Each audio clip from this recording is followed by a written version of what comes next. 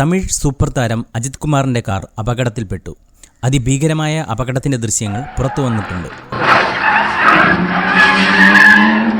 തകർന്ന കാറിനുള്ളിൽ നിന്നും ഇറങ്ങുന്ന അജിത് കുമാറിനെയും ദൃശ്യങ്ങളിൽ കാണാം. ഇക്കഴിഞ്ഞ ചൊവ്വാഴ്ചയായിരുന്നു അപകടം.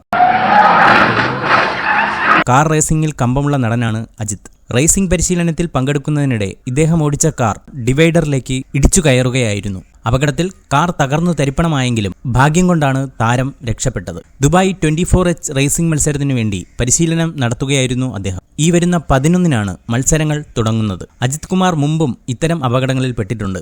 നിരന്തരം അപകടം ക്ഷണിച്ചു വരുത്തുന്നതിൽ അജിത്തിന്റെ ആരാധകരും നിരാശയിലാണ്. ഈ വാർത്ത ഇഷ്ടമായാൽ ലൈക്ക് ചെയ്യൂ, ഷെയർ ചെയ്യൂ. നിങ്ങളുടെ അഭിപ്രായം കമന്റായി രേഖപ്പെടുത്തൂ.